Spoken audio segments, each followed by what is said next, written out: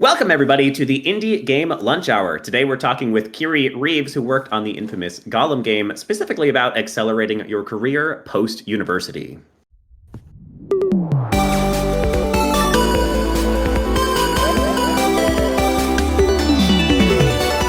The Indie Game Lunch Hour. Amazing. In our live magical podcast, we give game developers the chance to hear stories of breaking in from real industry experts, as well as directly ask them questions about their areas of expertise in the second half of each episode. As always, I am your host, Willem Delventhal. I am the headmaster of the Indie Game Academy, as well as the Wizard of Joy. And joining me today is Kiri Reeves. Kiri Reeves is a level designer at, actually, question mark, because Kiri just started a new job today. We'll talk about that in a second. And Kiri also had the chance to work as, I believe it was an environmental artist, on Gollum, which is sort of this infamous game that got a whole bunch of crap. We'll have to talk about that a little bit. But of course, there's more to the story than what we hear from the news. So Kiri, thank you so much for hopping on the podcast. I'm really excited to talk with you in general. What are you having for lunch today? Well, it's 6 p.m. here, so I'm having orange soda. Amazing. So Kiri just revealed to me, about 15 seconds ago, that she started her first, a new job today as a level artist. This is your first day on the job? Yep, that's right, yeah. Amazing. Amazing way to start the day. You have your first day, jump into a podcast immediately afterwards. Yeah. What's the gig? Where are you now? So I'm now working at Limbic Entertainment, so that's a bit further south than my previous job, but it's still here in Germany. Awesome. Congratulations. Very cool. Yeah. So, as always, one of the ways that we start this show is we like to get the origin story of our guests. So that way people, have an understanding of how they might break in as well. So tell us, Kiri, your origin story in the game industry, how you got started and how you got to where you are today. Yeah, I mean, unlike a lot of people, I really didn't know I was going to be a game designer at all, in any means. Like, when I was younger, I wanted to be an artist and this, that, and the other. And it was only really when I was studying to be a teacher for a year, and I met an ex-boyfriend, and he showed me 3D because I'd wanted to be interior designer or something like this, but at 17, I got diagnosed with a joint disability. And so drawing just became impossible for me. It was so painful. And so when I found 3D, it was like everything came together, right? The joy for storytelling and video games and everything just merged into one. And so from there, I went and studied computer games art at university. And during my second year, I moved over to Germany because Brexit. Yeah, so many funny things. And the course I was supposed to transfer to got cancelled, but because of COVID, I was allowed to continue my course remotely from Germany, so I did that. And then after, just as I was finishing up my studies, I actually was pushing all of these different applications everywhere. I wasn't really hearing much back. I was talking with one other company within Germany, and they were umming and ahhing because their art department was moving from one of their studios to another one, and it was going to be too far for me to travel. And they kind of went radio silent on me when I suddenly got a connection request on LinkedIn from the CEO of Daedalic Entertainment. And my heart dropped. Instantly accepted and thanked him and said, if you've got any opportunities, internships, junior positions, I'd love to know about them.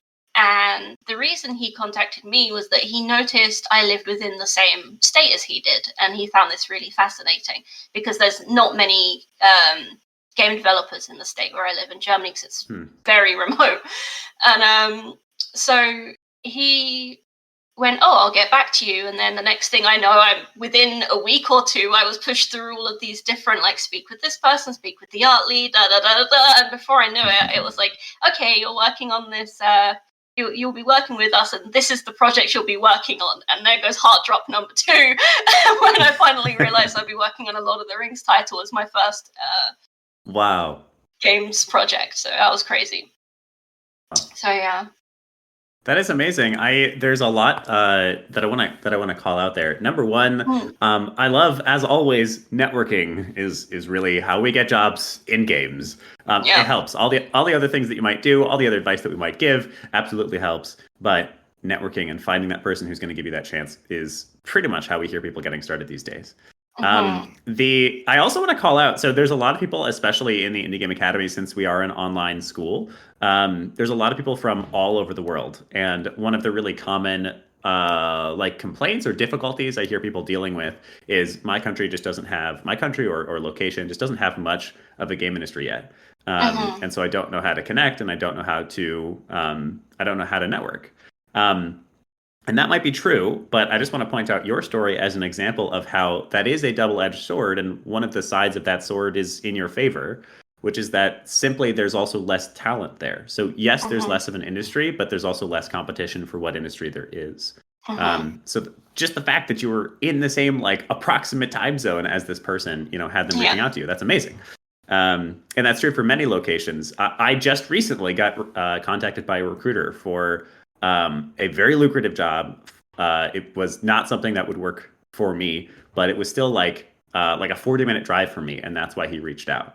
And especially Hmm. during this time period where jobs are scarce, that was really exciting for me. I'm in Georgia, Yeah. which also doesn't have too much of an industry as far as the states go. Mm. So yeah, find that industry and then wherever you are and network with it, no matter how big it is, because something might happen to you, like happened to Kiri here. Hmm. Now, that first title that you were working on, that first Lord of the Rings title, was Gollum, the video game. Was. Can you tell us, I guess, first of all, whatever you were allowed to tell us, just how was that process working on that title? How was your first project for you? Yeah. So, going into Daedalic, I had some anxieties because, everyone, they go to Glassdoor and they read the reviews, and obviously the reviews are going to 80% of the time be people that are going to complain about things and say things are bad.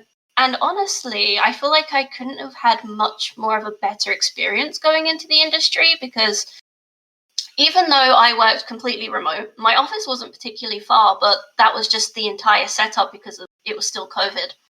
Mm, Um, I really got to just have like all of my seniors and all of my development team like at my fingertips. Like I could message and call absolutely everyone.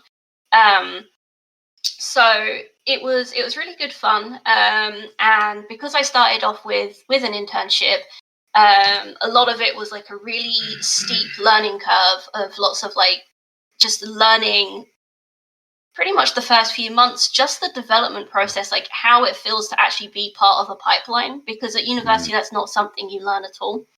um, and I had an amazing art lead and amazing seniors, and I basically just spent day in and day out just watching YouTube tutorials, learning how to do this, messaging one of them, going in and out of video calls with them and saying, okay, so this guy is really good at 3D and modeling and sculpting, and this guy's really good at like post-processing volumes and lighting, and just going through each of the stages of like how to build these beautiful environments. And that lasted the whole 2 years, to be honest. So mm-hmm.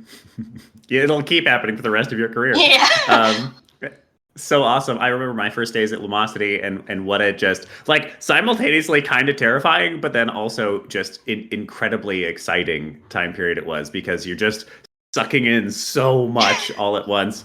Yeah. I got started with one other intern during my first internship at Lumosity, and I remember just hours of us pair programming and like figuring out, how the hell to do anything. Yeah. And thankfully, Lumosity was one of those places that really believed in learning on the job and was excited to give us that Hmm. opportunity, and it was amazing.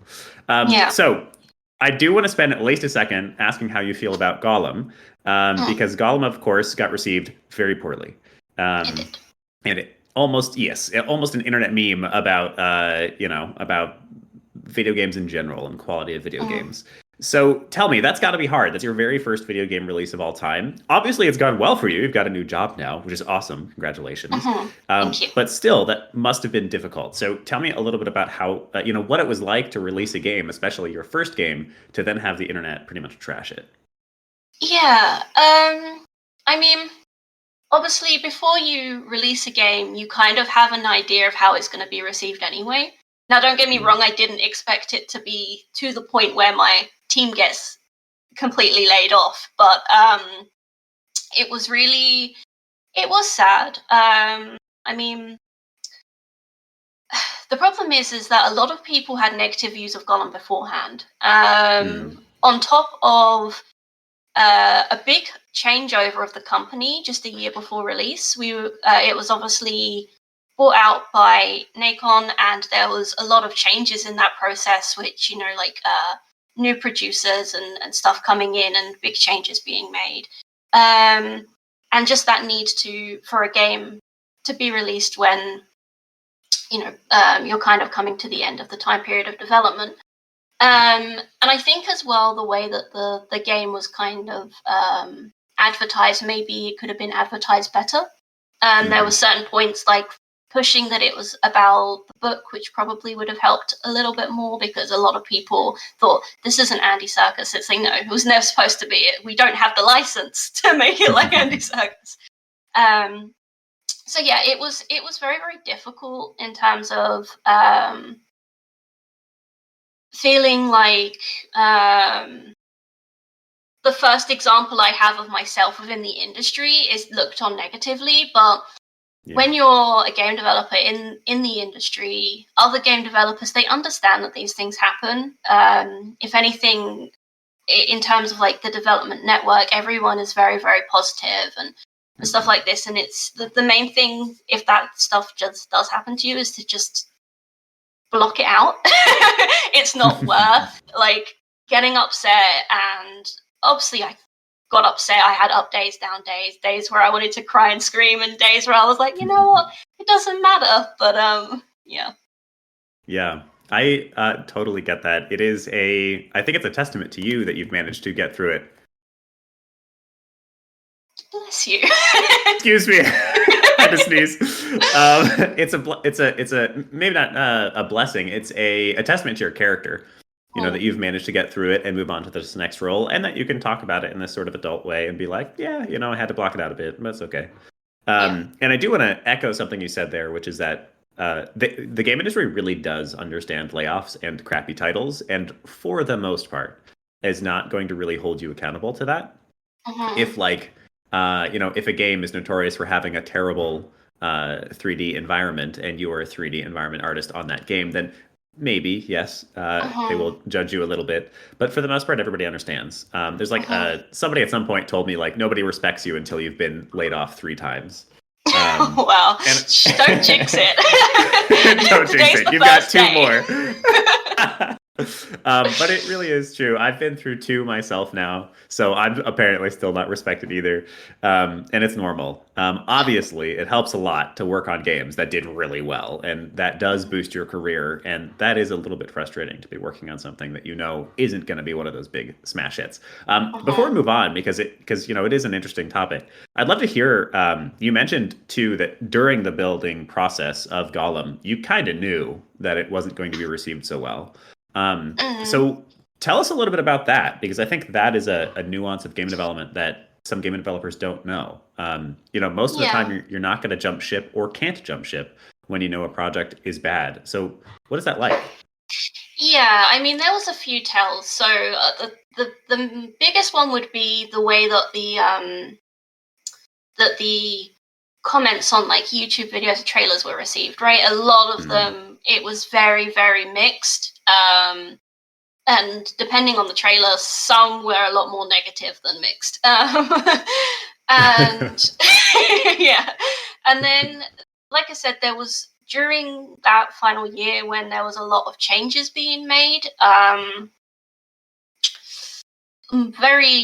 One of the things that really caught me off guard, and I think a lot of people, is the day that when we started to notice things like DLCs being added. Which really was kind of like a moment of, oh, this is changing direction to, kind of what we were expecting. But I think as well, Daedalic was an indie company who was like really trying to branch out to that like AA industry. They were trying like to make that bigger game, and I just think that, they were just some things went wrong in the process, right? And it's always such a big risk when you suddenly change from making 2D indie games to a large IP 3D double A game. So yeah, I think those were probably the biggest tells were just those three things. Yeah, interesting. Yeah, seeing the marketing videos. It's something that maybe we don't talk about enough, which is that your marketing videos are, of course, marketing, but they're also almost a form of like user feedback. It's a way for you to start to understand what people think of the game. All right, so I think we've talked enough about Gollum. Thank you for giving us a little bit of time on that. Okay. Let's talk about the topic for the episode, which is accelerating your career post-university. So it is an interesting time in games. I'll use that term, interesting. It is unfortunately one of the rougher times to break into the game industry. Amir Satvat, who I've now started calling the sweetheart of the game industry, did a little math for us recently. You have less than 1% chance of landing a job cold applying. You have, as of right now, if you just got laid off, you have about a 40% chance of finding a job within the next 6 months. So most people won't find a job within 6 months. It is not a good time, unfortunately. No. I don't necessarily love talking about it, but I do talk about it a lot because it is important for people to know. You are not the problem for the most part. You can always be better, of course, but it really truly is just a hard time to apply. So tell us about accelerating your career post-university. Give us the introduction. What are some of your thoughts that you can deliver to the audience? Yeah, I mean, my original job I got so much easier, but this next job that I've got since my layoff it took 6 months. It has been 6 months since I was laid off until I got this job. Right, yeah, pretty much right on the dot. Yeah.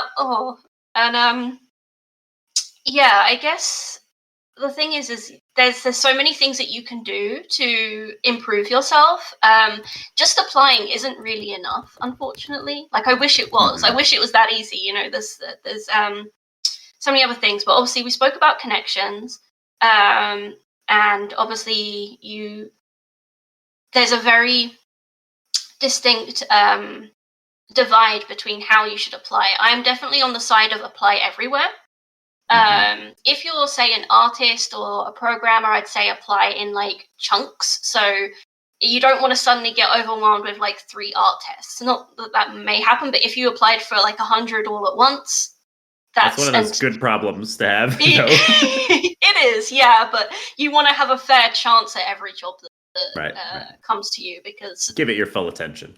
Yeah, and you don't know which one will be the one that says, "Hey, we actually want to hire you." Do game jams. Like, I love game jams. I've done so many game jams, and they're such a good way to build hard skills, but also soft skills, like working in a team. One of the things that I didn't really get as much of a good chance at is working with lots of different groups of people at university, because there was only so many of us, and each person had their own specialization. So finding different game jams all over the place is probably one of the best things you can probably do, and do some that are short ones, some that are long ones as well, so you get like a different feel for that kind of time process. And communities. Like, one of the big things I did before I got my first job as in the industry is I joined so many communities. Some of them were like local. So there was one that was in this state that I live in Germany, and there's, like I said, there's not many people. So it was like everyone in this state in one little community, and I would meet up with them every Thursday, and we'd talk about our development and this, that, and the other. But I also joined bigger ones, and things like, women in games, which is obviously beneficial for me. And I have to actually scroll down and have a look at my tabs. But like the Fem Devs meetup, which is here in Germany, work with indies, even Games Jobs Live, Games Job Direct, all of these kinds of things. And joining these communities, you get so much opportunity to talk to. Yeah. I think there's a I don't remember where it came from exactly. There's a concept that when you go into something, go hard, like fully immerse yourself. And I think that's a bit of what you're talking about. If you're trying to break into games, there are the few who just seem to get a job and break in. and that's great. But statistically, it's not you, unfortunately. um, so lean in, like fully immerse. Get yourself some communities that you really care about.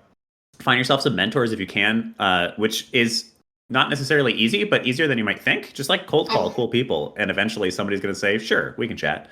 Um, and then fully immerse yourself like technically as well. So work on games. That's always our advice here. Build and release video games, but also study books. I've been reading Game Feel lately. Really awesome game design book. Pick up different podcasts. This one is a pretty good place to start, but there's plenty of others. I love the Game Design Roundtable. That's one of my favorites. And just like fully immerse, become a part of this world and this industry. And I think number one, if nothing else, it's going to improve your skills. But number two, I think it kind of changes your mindset, makes you a little bit more confident when you're talking to people, gives you new perspectives. And then finally, number three, it's of course networking. It's more and more opportunities for you to potentially meet that one person who's going to wind up changing your life. Yeah, and another thing is courses as well, right? I mean, you have your course that you hold here, but there's also courses on LinkedIn. There's masterclasses. There's even YouTube, which is like was my best friend, definitely. Because when if you haven't gone to, if it's been 6-7 months since you've graduated university and you finally get an interview and they say, can you show us something you've done since then, and you haven't got anything, it's not going to necessarily be like, oh, shame on you, but it helps to say, oh yeah, I've been proactively doing this, and I've been trying my hand at this this new element that I didn't get a chance to study, because university is only 3 years and you don't get enough time, and that's if you even got to study at university in the first place. So I love that. I think in the last episode, we interviewed Nathan Kellman, who works at Lost Boys Interactive. Great episode. Listen to that after this one if you haven't already listened to it. And he has a story where he started a studio. I'll have to look up the name as we chat here. But he started kind of just an example project with a couple of his buddies during school. And then after graduation, they just kept working on it. Ruby Shark is the name of their little kind of quasi studio. And then the game they're working on is called Mantra. So maybe look that up. But they now have 50 people working on that game, and they are all volunteer, and they are all there to try to learn more. And that it does so much stuff for them. First of all, imagine being somebody like Nathan on a team with 50 people. Suddenly you are literally a lead game designer. Like you've got to manage, 10, 12, 15 people. And that is something that you can put together pretty realistically. Game teams that aren't actually paid fall apart all the time, and that's real. But you'll start to pick up a couple of those people that you can work well with. And as you say, like if you get into a call and you haven't worked on a single thing since you got out of school, it's going to unfortunately look bad on you, because it just is realistic in this industry for you to continually work on projects. And it's fun. Like, making games is great. It should be fun. If you're not having fun, That's a good point. Number 101 tip: have fun. Yeah. Amazing. So, what are your if we had to do a couple bullet points? What are the tasks? It sounds like joining communities. That's one of the bullet points. Yeah, do like a game jam or a course to improve your skills. Join some communities that you are relevant to. So whether it's a specific field that you work in, or just a local area, and make new connections. Just go on LinkedIn and add anyone that is relevant to your, when I joined, it was adding other students, and then it was adding other 3D artists, then it was adding seniors, then it was adding leads and CEOs, so just really push your networking, even though LinkedIn says, add people you work with or went to school with. Don't add everyone, and people will accept you, and you'll build a face for yourself. Awesome. Love that. Can you give us, so networking, I think, is obviously a huge part of breaking into games. Can you give us some of your tips for networking through LinkedIn and online? Because there are so many people in our community who it's a little bit harder for them to get to those in-person events. What are some of your tips? Like, how have you started some of the conversations on LinkedIn, for instance, that have gone well for you?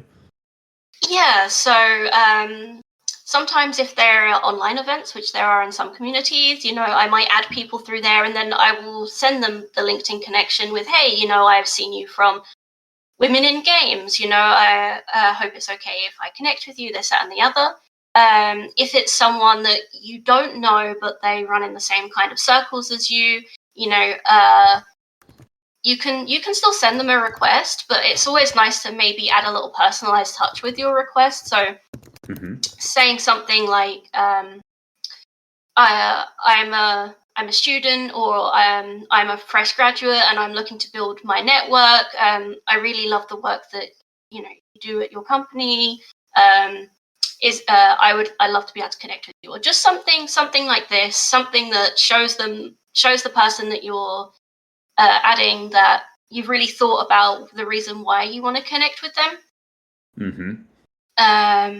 And again, if you join these Discord communities, you'll also find so many people in these communities. There'll be I think you even have one on here, right? Which is a LinkedIn post thread. You can go in there and, even message, oh, hey, I saw your LinkedIn connected on the Indie Games Academy. Can I connect with you? And when you make these connections, you'll suddenly unlock more connections that are second, stuff like this. So yeah, it's a good one. I'm actually gonna, funnily enough, in the chat, Emily just left us a question, which is exactly what I was about to ask you. So Emily, I'm gonna steal your question. Thank you for typing it out. Which is, now that you've made that connection on LinkedIn or other platforms, how do you continue the conversation? So after getting accepted, do you spend the time to continue the conversation, and how do you approach that? Yeah, I suppose it depends my reason for connecting with them. If it's I just want to build my connection amount so that I can reach those people that I really want to speak to, I might not continue a conversation. I might not have a conversation at all. I might just follow them, and then, I can engage with them and the stuff that they post, and vice versa. But if it's someone that I am genuinely interested in, then, it might be asking about mentorships. So if it's someone that's in the same field as me, it's slightly higher up in seniority, I might ask them if they provide mentoring, or if they have someone that they recommend, or even if they don't mind looking at your portfolio and giving you advice based on the company that they work for. Not everyone's gonna appreciate that, so don't be disheartened if you get ignored, or even maybe get a bit of a bad response. Some people, especially if they're very high up, if you go to the senior artist of Blizzard, for example, they might get so many of these, they might just go, oh goodness, not another one, and disconnect with you again, or just say no, sorry. Yeah. But I think just read the room a little bit, think about where they are, who they are, and what you can benefit from them. Even if it's saying, hey, if it's a recruiter, hey, have you do you know if there's any junior or any space for junior or internships at the moment? That's always a good question for a recruiter, because that's not something that is often advertised on career pages. Awesome advice. Yeah, I think I have gotten, by the way, I love the fact that you're calling out sometimes they are going to message you semi mean things. I got the message at some point, I don't know you, why are you messaging me? Please stop. It happens. So it happens. I love that as advice. I think I would also think about what you just suggested, is that think about how you may benefit from the relationship. What is it? Read the room a little bit. But I would also prompt people to think about it in the reverse. What is the value proposition for the person you're reaching out to? What value are they getting out of responding to you? Because, obviously you're going to get benefit out of talking to somebody cool. But why would they spend the time to write back to you? For many people who are offering mentorship or similar things, there is just intrinsic value in giving advice. It just feels good, makes you feel special, especially when somebody is responding well and really listening to you and engaging with you. But spend a moment to just question, okay, what am I bringing to them? And that could be an opportunity to teach. But then if that's what you believe the value is that you're bringing to them, make damn sure that you're using it well. So show them that you're listening, get excited, be grateful, ask interesting follow-up questions, really engage in that dialogue, and give them the opportunity to be up on a pedestal for a second. And they'll really appreciate that. All right, I think it's community question time. We've got Rick on the stage. Rick, thank you for being here. As always, would you like to ask your first question? Yeah, thanks, Will. So you were talking about taking courses and finding tutorials to help to improve yourself after just in between jobs and after university. So I'm wondering what your strategies are for taking your skills to the next level beyond what you've learned even in those courses or from the tutorials. I mean, applying them is always great. A lot of these courses, they're going to teach you like step by step how to do one very specific thing. So they might show you, hey, this is exactly how you make this specific material in Substance Designer, or this is how you make a castle in Unreal. But taking what you've learned from that and then developing your own idea. So obviously this is coming from an art perspective. This could also work for code. So if you've taken, for example, the Flappy Birds course we did recently in IGA, if you took that and thought, right, how do I take everything I've learned in how to use Unity and now make another project of my own using those skills that I've just learned? I think that's probably the best thing you can do, because the more you apply your knowledge, the more it's going to like ingrain into your brain, because it's so easy to forget stuff after you've learned it if you don't keep applying it to your work. Yeah, just learning something isn't enough. You have to remember how to remember it.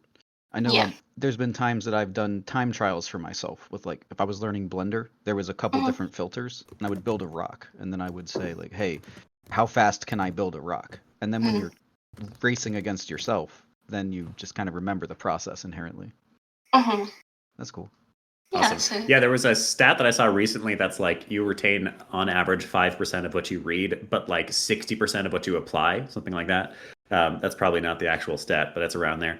And it's very true. Like, just reading is good and you'll keep a couple of little tidbits, but reading and then immediately applying, that's part of why, by the way, we take notes. Yes, it's nice to go back to notes, but ultimately it's just helping the lesson sink in further. And that's the main utility of taking notes. So it's similar. It's like applying the information, sticking it even deeper into the brain as soon as you can. One of the things I always loved to do was to teach it to someone else. Because when you're put in the reverse role, so I would go and I'd learn this skill, and then someone would say, how do you do that? And I'd be like, great, this is my chance. And when I have to then remember and recall all of the steps of how to do it and show them, that like teaching moment for me actually burnt it even deeper into my brain. And it was like the final foundation, I think. Awesome. Yeah, I love that. I that is why IGA exists. 100% selfishly, because I want to learn cool stuff by teaching all of you cool stuff. Very, very true. All right. So Pizza Face, I'm going to ask their question. They're in the chat, but they don't have they can't come up on stage right now, so I'll ask the question for them. Pizza Face asks, if you're transitioning to 3D art, so you're brand new to it, and you have zero experience, what is your recommended learning path? Is it true that you can learn everything online? If so, is it more beneficial to have some form of mentorship, or would you want to wait until you're more proficient to get a mentor? I actually think you can start from scratch with YouTube.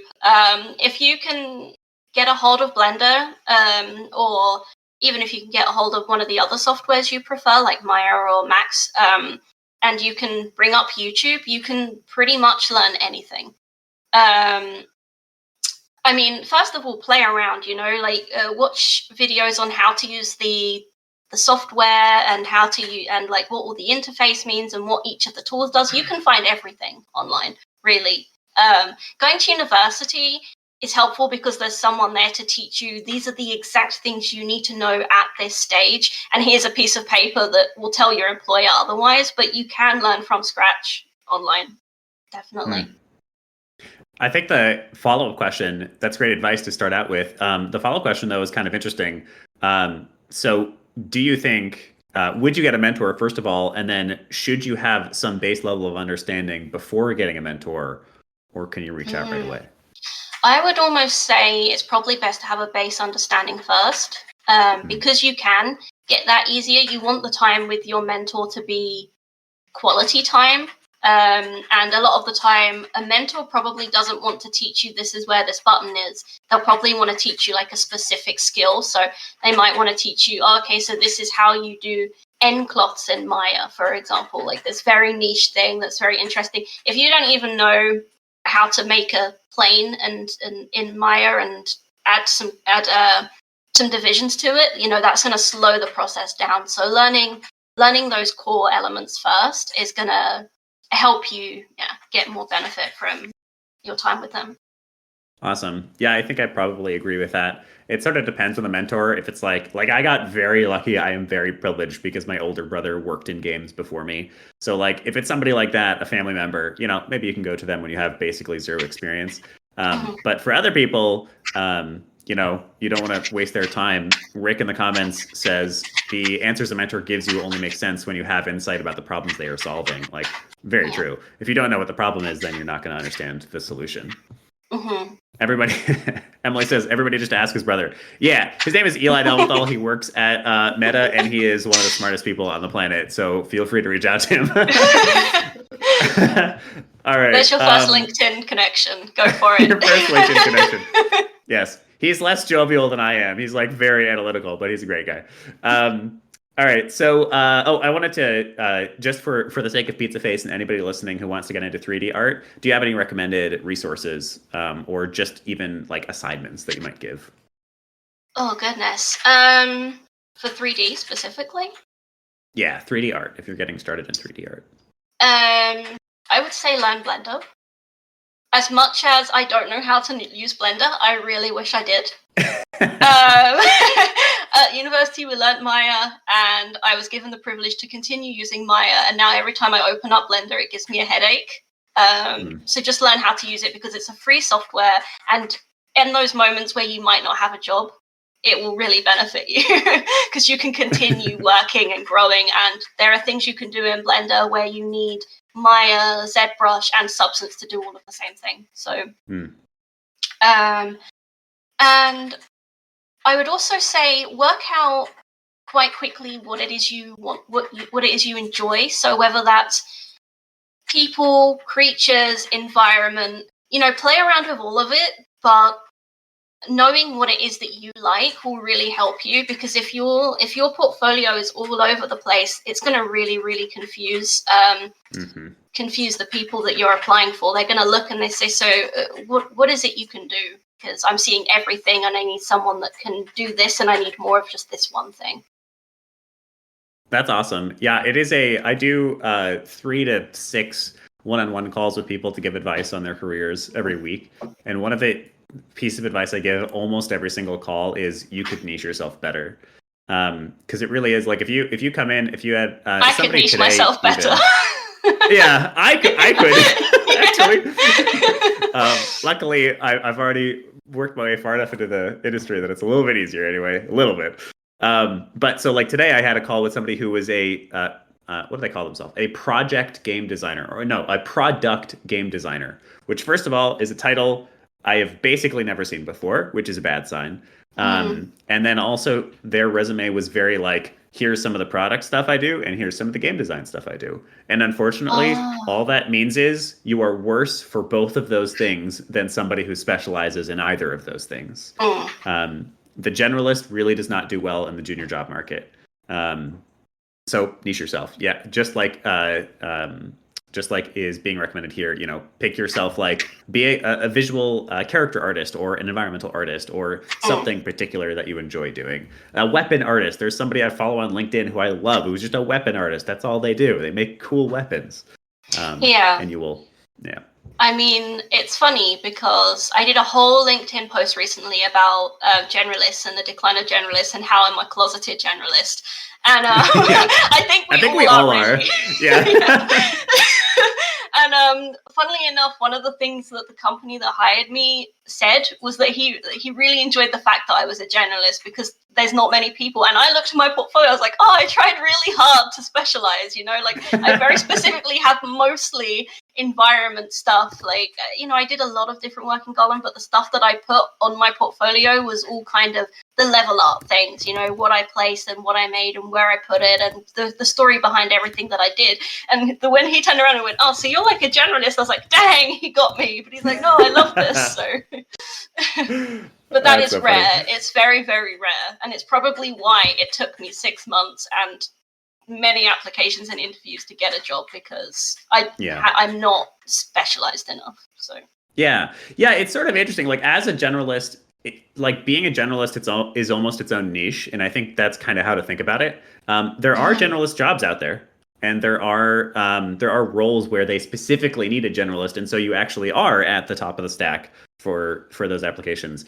It's just there's not that many of them, first of all, and then most of the time, they're still kind of looking for a specialization in some way.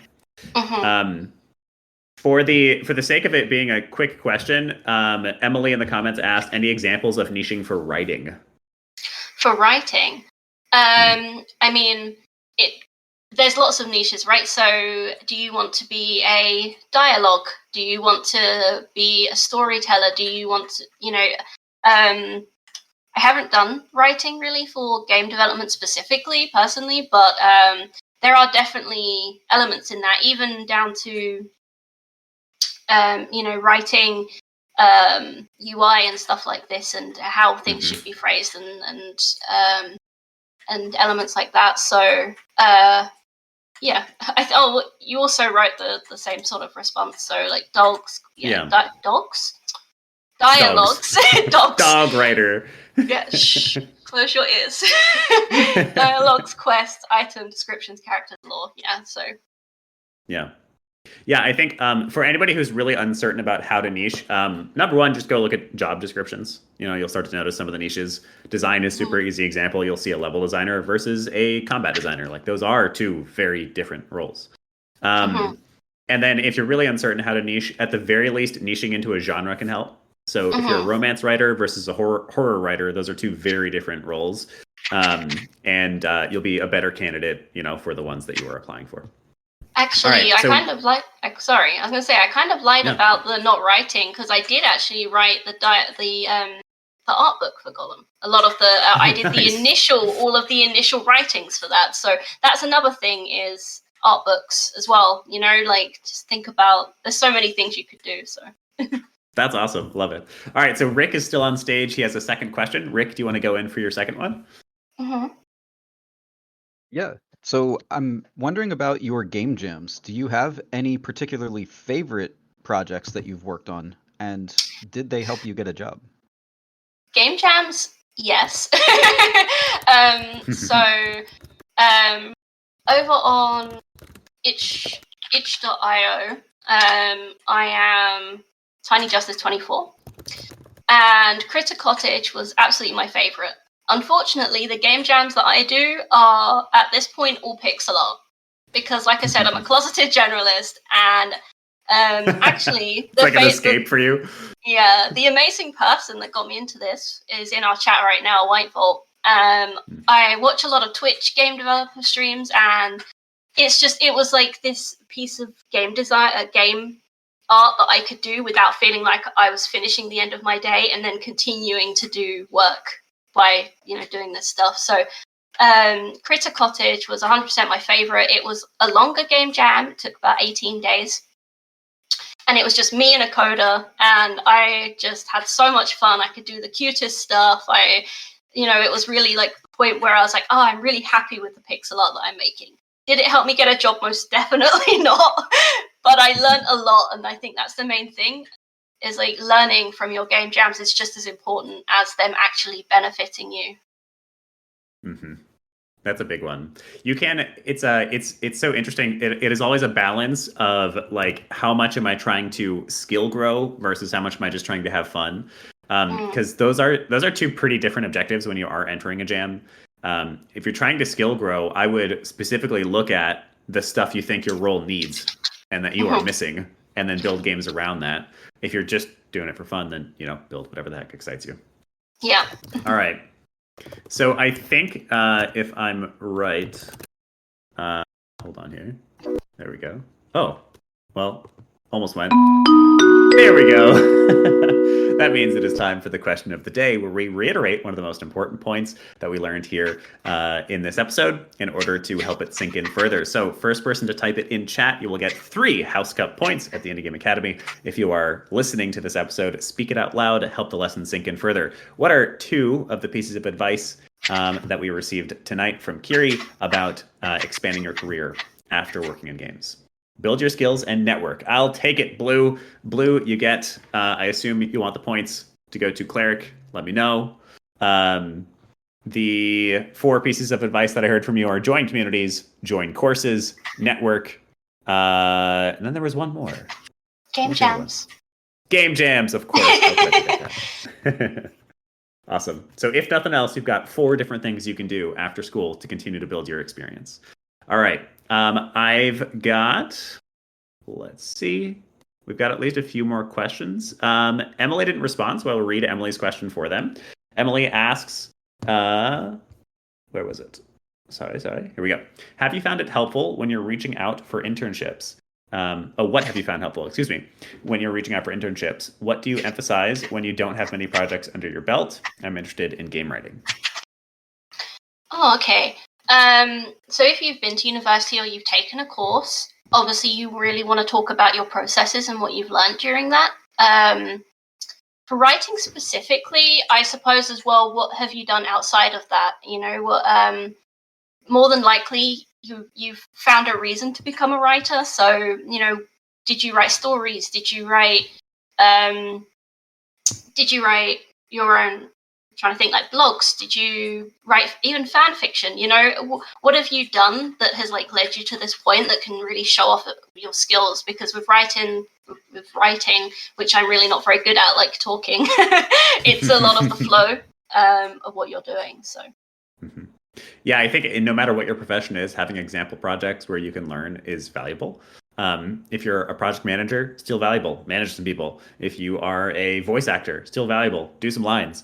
If you are a 3D artist, of course valuable. If you're an engineer, of course valuable. Pretty much no matter what you are, doing example and practice projects is good. And then that is what you feature. We recently had Justin Williams, who is our recruiting professor for the current semester of IGA.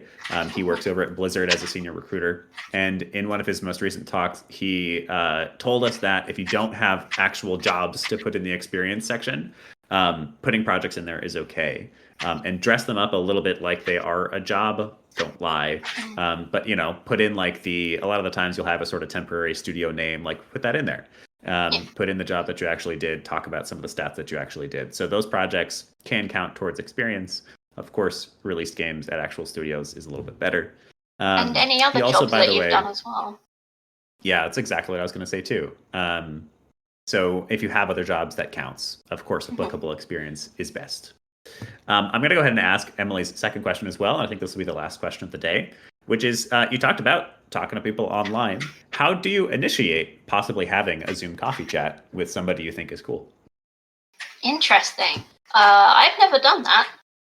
Typically, I don't video all that often. So today's been a whole new day of that for me, to be honest. But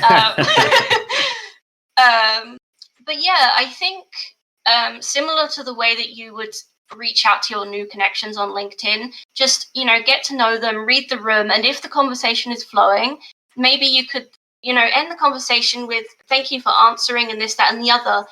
You know, maybe could we arrange a day where we could chat a little bit more, you know, over a video call or something like that. And I think sometimes they would prefer this as well, because you can get so much more across when you're talking rather than typing. Yeah. I think think about it like you're asking them on a date, like romantic date. You know, you probably wouldn't just walk up to some stranger and be like, "Hey, you want to go out?" And that probably wouldn't work very well. You might, but it might. You could try it. But instead, you know, build that relationship a little bit until there starts to be some rapport. Connect with them a little bit. Try to remember stuff about them. This is such a simple one. But try to actually take in information about them and really learn about them and use that information. Emily says, I'm not supposed to do that.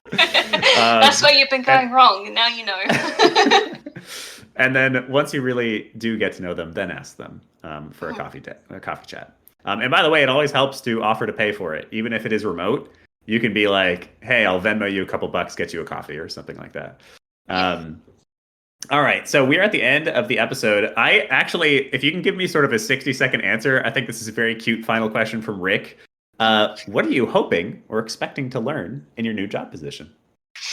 Yeah, so this job is a lot more specialized than my last one. So I'm really just hoping to niche myself, ironically, you know, really become a level artist and get to learn the landscaping tools more, get to learn the foliage tools more, getting to know these tools that I've already used and just really sink my teeth into them and become really, really good at them so that if unfortunately I happen to get laid off again, I've got something a bit more that I can use for my next round of applications. Love that. Yeah, that's awesome. I think like if you can put yourself in the mindset of your own skill growth, your own career path is a video game into and of itself, you'll be so much happier. Like every moment that you have to learn more, expand yourself more, see what you are capable of. I think that's my entire life purpose, just to find out what I can do. Like that really will keep you going, and it makes life really fun. So, Kiri, we're at the end of the episode. One of the things we love to do on this podcast is to give a homework assignment. So, for anybody who's listening, what is something that they can do in the next week to practice some of what you taught us here tonight? I mean, I feel like we could just list it out, join a game jam or a course, find some communities on Discord, and add some more connections into your LinkedIn. Just go for it, push it. It's not that scary. Awesome. Okay, so here, we're going to give you the homework assignment because I like check boxes. You've got to do 3 things for us in the next week. I want you to sign up for a game jam, a specific one. itch.io/jams has essentially infinite jams. You're going to join a new community, Discord or Facebook or Meetup or your friends, and you're going to network with at least one other person. You're going to reach out to one person. Then I want you to post for us either on LinkedIn or in our own Discord using the hashtag IGLH homework, IGLH homework, Indie Game Lunch Hour homework, hashtag IGLH homework, and that way we can see what you're doing and you can see what other people are doing with their homework. All right, you got 3 things to do. That's the end of the episode. Kiri, would you like to say any last words to the audience or plug anything here at the very end? Yeah, just don't be discouraged. It's difficult. It's difficult for everyone. You've got this. Just keep working on yourself, and eventually someone will see the potential that you have. Nice. I just about cried. I did cry. I will admit it. I cried. When one of my students, Surya, who I'm comfortable saying the name out loud, when Surya, one day we met at GDC, and it was when I was laid off, and I was sad, and I was a little scared. And he said, Willem, you're going to find the right place that needs exactly who you are and is so excited to have you. And I'd say that to everybody here who's struggling a little bit. It could take time. It's not bad to find jobs outside of games, especially during the craziness right now. If it's applicable experience, that's okay. It's good. And just keep working on yourselves. And somebody out there is looking for a U-shaped hole and is just excited to have you. All right. Love it. Thank you so much, Kiri. Thank you to everybody for listening. It has been a wonderful podcast episode, a really good chat. Look up Kiri Reeves. We're going to have a link to learn more down below, as well as anything else we discussed in the episode. Of course, you can join us here in the podcast every Wednesday at 12 p.m. Eastern time. So there's links to join our Discord down below. And otherwise, thank you for being here, Kiri. Thank you for answering Thank you questions. for having me. Absolutely. Thank you to the question askers. Thank you to the question listeners. If you enjoyed, send this along to one other person that you think may also enjoy. Okay. Goodbye, everybody. Adios.